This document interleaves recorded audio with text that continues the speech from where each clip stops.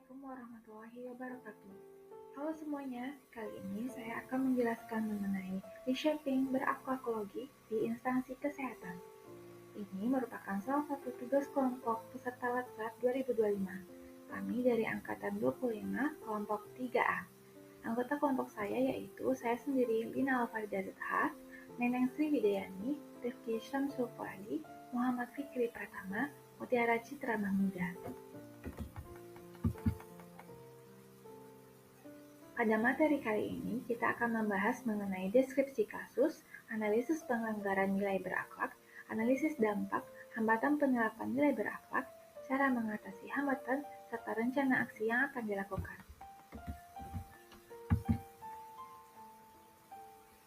Instansi kesehatan. Apa itu instansi kesehatan? Instansi kesehatan merupakan instansi yang bergerak di bidang pelayanan kesehatan yang bertujuan meningkatkan derajat kesehatan melalui upaya promotif, preventif, kuratif, dan rehabilitatif. Fokus utamanya meliputi pelayanan kesehatan dasar, pengendalian penyakit, penanganan gizi, kesehatan lingkungan, serta peningkatan mutu pelayanan. Sebagai instansi pemerintah, instansi ini berperan dalam menjalankan kebijakan kesehatan nasional, memastikan akses layanan yang merata, dan menjunjung tinggi standar keselamatan pasien. Berakhlak. Berakhlak merupakan nilai-nilai dasar ASN. Yang pertama yaitu berorientasi pelayanan, yaitu berkomitmen memberikan pelayanan prima demi kepuasan masyarakat. Yang kedua yaitu akuntabel, bertanggung jawab atas kepercayaan yang diberikan. Yang ketiga yaitu kompeten, terus belajar dan mengembangkan kapabilitas. Yang keempat yaitu harmonis, yaitu saling peduli dan menghargai perbedaan. Yang kelima, loyal, berdedikasi dan mengutamakan kepentingan bangsa dan negara. Yang keenam yaitu adaptif, terus berinovasi dan antusias dalam menggerakkan serta menghadapi perubahan. Dan terakhir yaitu kolaboratif, membangun kerjasama yang sinergis. Kita akan membahas mengenai kasus dugaan korupsi medical check-up atau MCU di Rumah Sakit Umum Daerah RSUD Dr.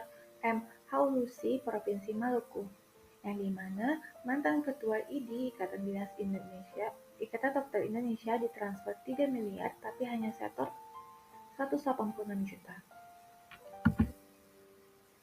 Ringkasan kasusnya yaitu mantan Ketua Ikatan Dokter Indonesia ID Maluku, Hendreta Tuanakota, ditetapkan sebagai tersangka oleh tim penyidik Kejati dalam kasus dugaan korupsi MCU RSUD Dr.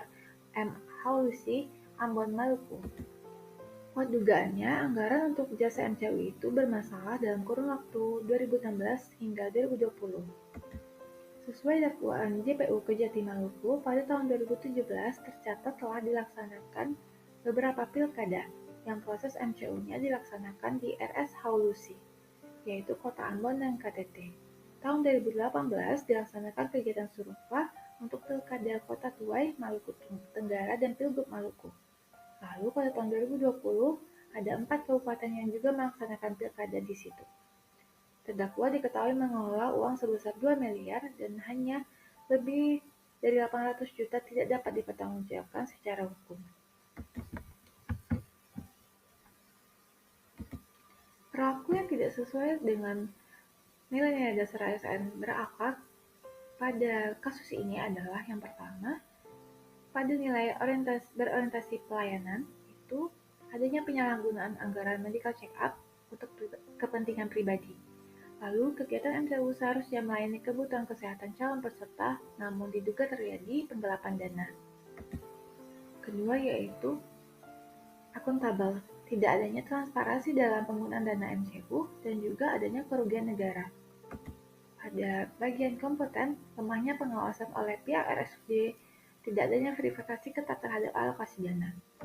Lalu pada bagian harmonis, adanya konflik kepentingan pada RSUD ini, dan tidak adanya koordinasi yang baik sehingga terjadi penyalahgunaan wewenang.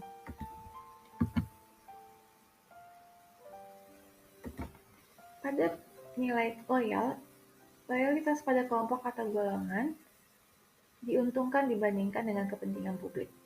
Pejabat RSUD dan ID lebih mementingkan keuntungan pribadi daripada tanggung jawabnya sebagai ASN. Pada bagian adaptif, tidak adanya inovasi pengawasan dalam pengelolaan MCU. Lambatnya respon Kejati dalam menindaklanjuti laporan dugaan korupsi. Pada bagian kolaboratif, kerjasama antara SUD, ID, dan KPU justru dimanfaatkan untuk alur korupsi.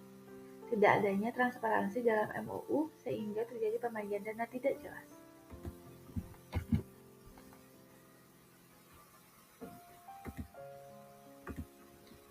Analisis dampak dari kasus ini adalah yang pertama, dana untuk optimasi layanan disalahgunakan.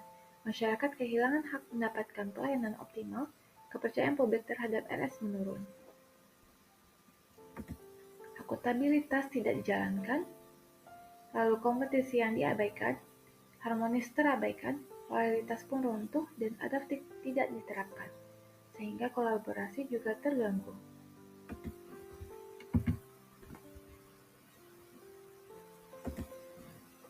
Identifikasi hambatan penerapan dan cara mengatasinya. Hambatannya adalah distribusi anggaran yang kurang dan tidak tepat sasaran.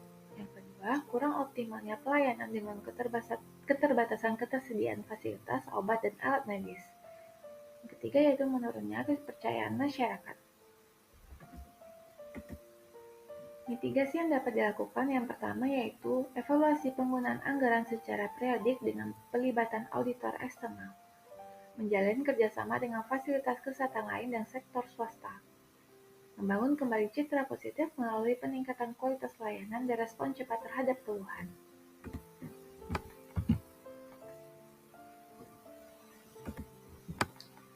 Dari dampak-dampak sebelumnya, ini merupakan rencana aksi yang dari kelompok kami. Rencana aksi yang dilakukan ditentukan berdasarkan permasalahan atau dampak. Rencana aksinya penanggung jawab, waktu pelaksanaan, dan indikator keberhasilan.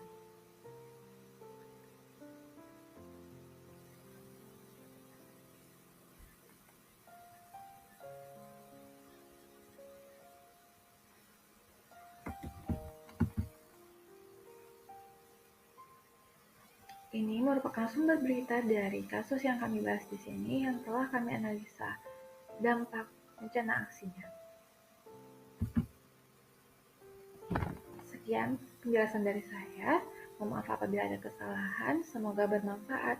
Assalamualaikum warahmatullahi wabarakatuh.